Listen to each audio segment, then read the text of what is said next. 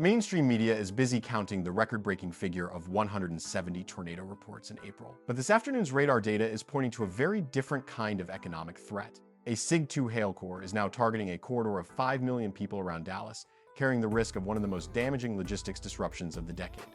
At first glance, this may look like a typical spring weather bulletin, but the underlying thermodynamic structure is behaving in a far more dangerous way.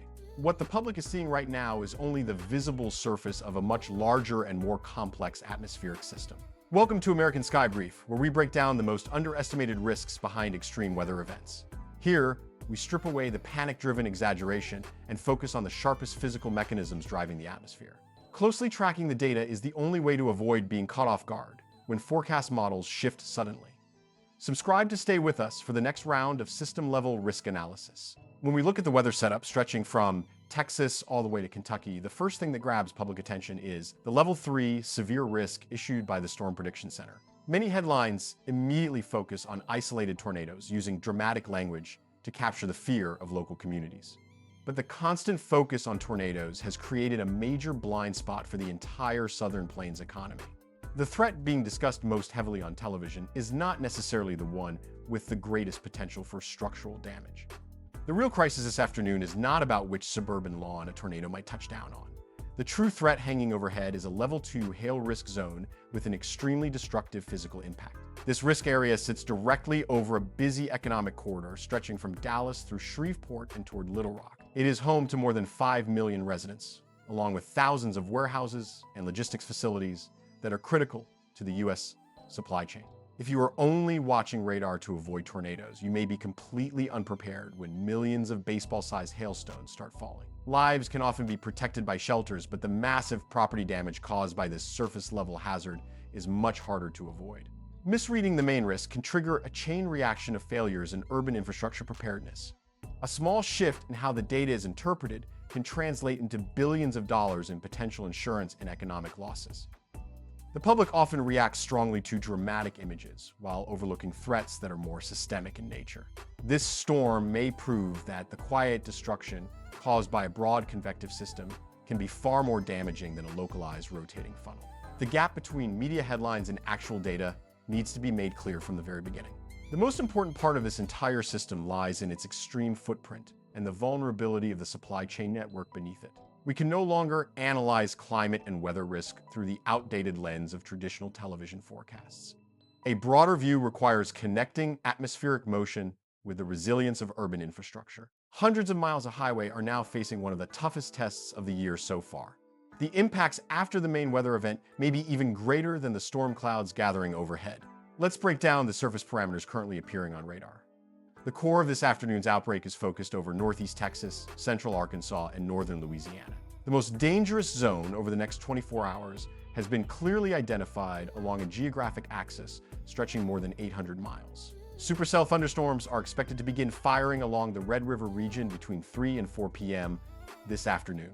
Why is the mid-afternoon window so sensitive for the entire power grid? Surface observations are showing dew points holding above 70 degrees Fahrenheit, with deep tropical moisture pushing inland from the Gulf of Mexico. This moisture-rich tropical air mass is not just creating a humid, uncomfortable feeling at the surface. In thermodynamic terms, it is like pumping millions of tons of fuel directly into an ignition zone waiting to explode. A Level 1 damaging wind risk has also been activated across the federal warning system.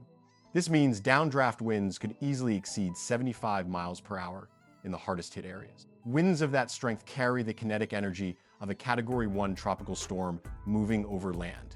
They are capable of bringing down power transmission networks across wide areas in a matter of moments. At the same time, a Level 2 hail risk is positioned directly over central Dallas, Fort Worth, and Shreveport. A hailstone larger than 2 inches in diameter, falling at around 80 miles per hour, carries enormous destructive energy. This frozen projectile can easily shatter car windshields. It can also destroy roofing structures and crush exposed solar energy equipment. More than 5 million people are directly under the path of this destructive disturbance. The sheer exposure of a major logistics hub makes broad, generic warnings almost meaningless. Emergency coordination centers are already tracking the movement of an unusual energy mass from the Southern Plains. The story is not about a single tornado count. It is about the larger pattern now forming across the synoptic maps. Ignoring dew point data is one of the most dangerous mistakes amateur forecasters can make. Moisture is the key that unlocks the violent potential of independent supercell systems. This 800-mile system carries an amount of energy rarely sustained by a springtime weather structure. Once it breaks, its force will spread from remote farmland into the dense core of major cities. Surface statistics are only signposts for expert analysis. Behind those signposts is an atmospheric engine running at maximum capacity and preparing to produce widespread destruction. Local authorities are trying to establish safety zones, but the scale of this system is enormous. Every passive defense effort will be tested to its limit as night begins to fall. To understand why this system is turning into a property-destroying machine, we need to look deeper into the atmospheric physics behind it. The core reason for this afternoon's explosive development is the presence of a powerful temperature inversion cap. This cap is formed by an elevated mixed layer, commonly known in meteorology as the EML. It is a very dry and hot layer of air that moves eastward from the high desert regions of the American Southwest. When this hot, dry layer spreads over moist air rising from the Gulf of Mexico, it creates a massive lid in the atmosphere. Throughout the morning and early afternoon, this lid acts like a sealed pressure valve over the southern plain. Despite strong solar heating pushing moisture upward, the EML prevents clouds from developing into thunderstorms. This aggressive suppression is exactly what turns the environment into a compressed atmospheric bomb. Convective, available potential energy, known as CAPE, becomes trapped beneath the cap and builds to extreme levels above 30 joules per kilogram. When a mid-level trough brings colder air across the region, this fragile balance can break suddenly. The boundary of the dry line at the surface then acts like a needle piercing the inversion cap. The moment the cap breaks, the enormous reservoir of CAPE can be released within just a few minutes. Updrafts may then explode upward with intense speed, pulling air to heights above 5,000 feet into the lower stratosphere. These updrafts can become strong enough to suspend large frozen water particles inside the storm cloud. Those particles freeze in repeated layers, forming baseball-sized hail before crashing down to the ground. At the same time, strong wind shear provides the rotational energy needed to turn these updrafts into long-lived, rotating supercells. The sharp change in wind speed and direction with height allows thunderstorms to survive for hours. This physical setup shows that what the public sees is only the final result of a highly complex chain of thermodynamic reactions. The real risk does not begin at the ground. It forms from massive energy disruptions in the upper atmosphere. Breaking down this physical structure helps explain why today's system is far more serious than an ordinary spring thunderstorm. The longer the atmosphere remains locked in place, the more violent the release becomes. Stored energy cannot simply disappear. It must be converted into kinetic force capable of tearing through infrastructure. When a small change in the data can lead to a major change in risk assessment, cross-checking weather models becomes essential. Radar shows the present moment, but the agreement between major supercomputer models helps reveal what may happen next. Looking at the parallel runs from the European ECMWF model and the American GFS model, we can see a striking level of agreement. Both large-scale synoptic models strongly agree on the position of the upper-level trough. The eastward movement of the jet stream has also been confirmed with high confidence by both systems. The clearest takeaway right now is that damaging straight-line winds and a major hail core over Texas are becoming increasingly difficult to avoid. However, the key uncertainty being overlooked by the media is how the storm structure will evolve after nightfall. The danger of a weather system is not only defined by how it begins, but also by how it changes as temperatures drop. After the initial surface-based supercells complete their explosive phase, they often begin to merge. High-resolution model data is showing a clear signal for the development of a mesoscale convective system, or MCS. This large MCS could form a wall of thunderstorms up to 200 miles wide, sweeping across Louisiana overnight. What the public is rarely warned about is that nighttime MCS events can contain embedded tornadoes that are extremely difficult to see with the naked eye. These hidden vortices often come with destructive downdraft winds comparable to tropical storm force gusts, capable of ripping through obstacles in their path. The main difference between forecast sources right now is the exact timing of when this MCS completes its structural merger. Another unexpected and concerning signal appears in the risk map for Wednesday. After damaging the south, the core atmospheric energy does not simply disappear. Instead, it is projected to move toward the East Coast corridor. The National Forecasting Agency has marked a rare tornado risk zone along the eastern side of the Appalachian Mountains. This mountain range normally acts as a natural filter weakening storm dynamics before they reach the coast. But if the rotating wind field crosses that terrain barrier with enough moisture support, a much worse scenario could unfold quickly. Tornadoes could develop within minutes in densely populated areas, including the Washington, D.C. region. The lack of historical precedent for this terrain crossing setup makes it difficult for models to lock in the broader intensity. The most severe risk may not be where the public is looking, but where people assume they are already protected. Experts never make absolute conclusions when important small-scale variables remain uncertain. The purpose of comparing data is to identify blind spots and prepare for the worst reasonable scenario. To understand the true nature of this event, we need to place it within a proper historical framework. Some headlines are rushing to call this April the worst of the century simply because of the 170 tornado reports. In reality, the current tornado intensity still does not reach the level of the catastrophic super outbreak of April 2011. If we compare only the number of violent EF4 or EF5 tornadoes, this afternoon's outbreak is not an unprecedented record. However, the atmospheric pattern we are facing is disturbingly similar to the destructive hailstorm event of 1995. That historic Dallas-Fort Worth event may be the better blueprint for measuring today's destructive potential. In that event, giant hail tore through tens of thousands of roofs and destroyed commercial parking lots.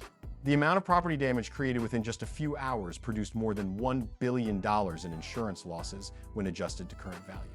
It is important to remember that urban density and the number of vehicles in this industrial corridor have grown dramatically over the past 3 decades. The rapid expansion of rooftop solar panels has also created a new and highly exposed damaged surface. So while the life-threatening tornado risk may not set a new record, the scale of property loss claims could still be shocking.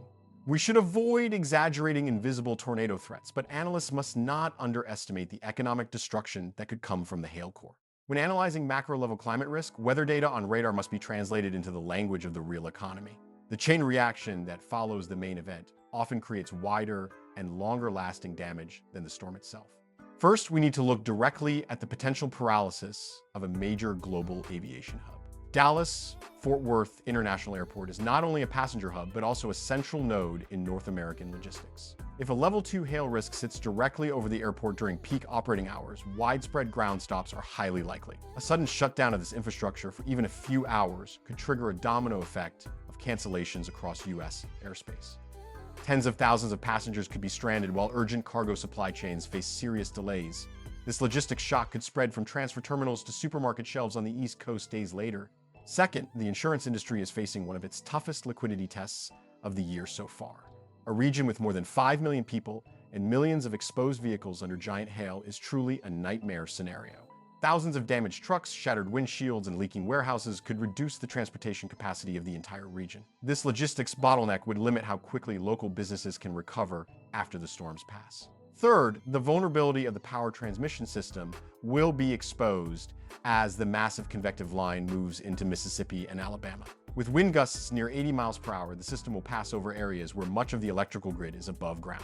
Widespread overnight power outages are highly likely along the heavily forested corridors of the Southeast. If drainage pump stations lose power during extreme rainfall, urban transportation systems could be cut off by flooding.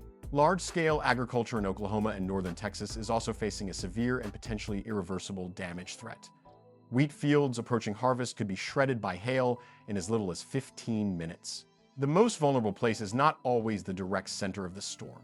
It is often the weakest logistics link buried inside the exposure zone. Macro-level risk always finds infrastructure cracks and uses them to multiply its destructive power. The true nature of this outbreak is not defined by the measurable strength of any single storm. The strategic concern is the possible chain failure of logistics infrastructure across the southern plains. Over the next 12 hours, the most important radar indicator to watch is not surface rainfall or even wind speed. The movement of the dryline boundary in West Texas will be the key factor determining the actual scale of tonight's damage. Whether the storms can maintain their energy as they transition into an overnight convective line depends heavily on that boundary. Any delay in atmospheric cooling will provide more fuel for destruction across the southeastern states. A small change in the large-scale jet stream pattern could bend the entire track of this billion-dollar risk system. Thermodynamic variables are still being recalculated by supercomputer models with every new data cycle. Do not stop at the dramatic surface-level headlines in mainstream media. Stay with American Sky Brief for sharp, data-driven analysis that helps you stay one step ahead of nature.